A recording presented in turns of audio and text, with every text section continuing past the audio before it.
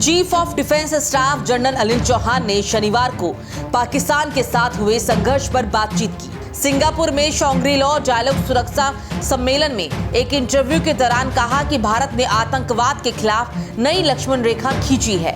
उम्मीद है कि ये ऑपरेशन दुश्मनों के लिए सबक लेकर आया होगा। On 7th and the initial stages,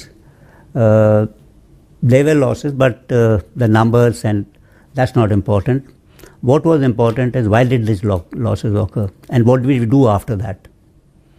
So we rectified tactics and then went back on 7th, 8th and 10th in large numbers to hit air bases deep inside Pakistan. Penetrated all their air defenses with impunity. Carried out precision strikes. दरअसल 22 अप्रैल को पहलगाम आतंकी हमले के जवाब में 7 मई को भारतीय वायुसेना ने पाकिस्तान में आतंकी ठिकानों पर एयर स्ट्राइक की थी। इसके बाद से ही भारत और पाकिस्तान के बीच सीधा संघर्ष देखने को मिला था।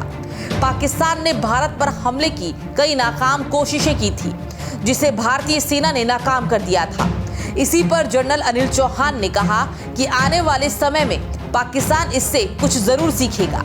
Chief of defence staff general Anil Chauhan ने कहा कि हम लगभग 2 दशकों से इस आतंक युद्ध के अधीन हैं। हमने बहुत से लोगों को खो दिया है। हम इसे समाप्त करना चाहते हैं। उन्होंने कहा कि इस बार हुए संघर्ष में हमने नई लक्ष्मण रेखा खींच दी है। इसके साथ ही हमने पाकिस्तान में 300 किलोमीटर अंदर तक लक्ष्य भेदा है। वहां मौजूद आतंकी और उनके ठिकानों को तबाह किया है। सीडीएस चौहान ने पाकिस्तान के साथ संबंधों को लेकर कहा कि अब भारत बिना किसी रणनीति के कोई काम नहीं करता है। पाकिस्तान के साथ कूटनीतिक संबंध कायम रखने का दौर खत्म हो चुका है।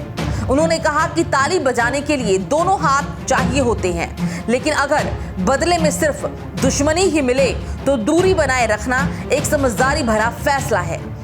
भारत पाकिस्तान से हर मोर्चे पर आगे है। ये बदलाव किसी संयोग की वजह से नहीं, बल्कि सोची समझी रणनीति का ही नतीजा है।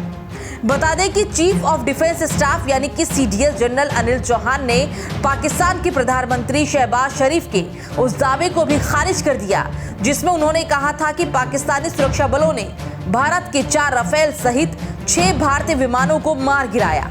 सीडीएस के बयान के बाद मल्लिकार्जुन खड़गे ने सोशल मीडिया प्लेटफॉर्म एक्स पर केंद्र की मोदी सरकार से सवाल पूछे।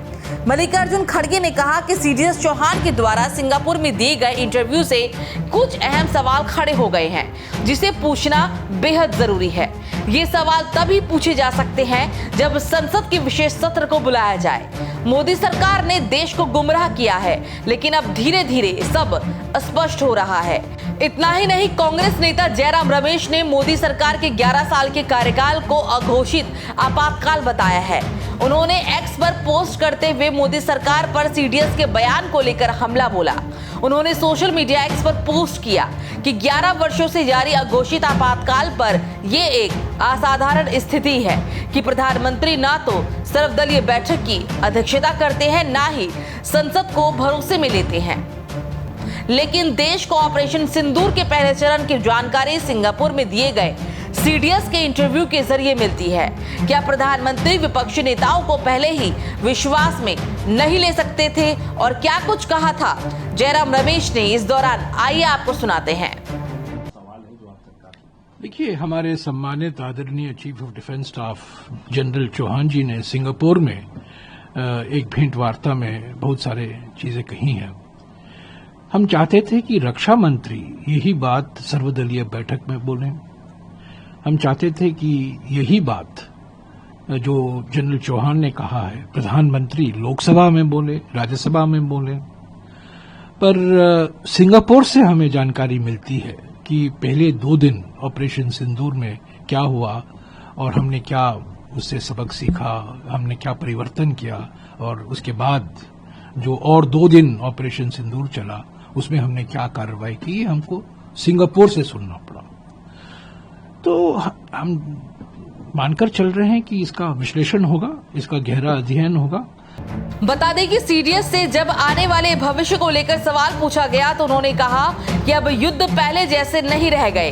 अब युद्ध जमीन, हवा, समुद्र के अलावा साइबर और अंतरिक्ष जैसे नए क्षेत्रों में भी लड़े जा रहे हैं। ऑपरेशन सिंदूर के दौरान अपनी स्वदेशी तकनीक का बेहतरीन इस्तेमाल किया है। इसका नतीजा हम सभी ने देखा भी है। युद्ध के दौरान न सिर्फ दुश्मन ही एक अकेला चुनौती होता है, बल्कि आजकल एक और चुनौती है गलत जानकारी और अफवाहें। इसके कारण समय की बर्बादी होती है।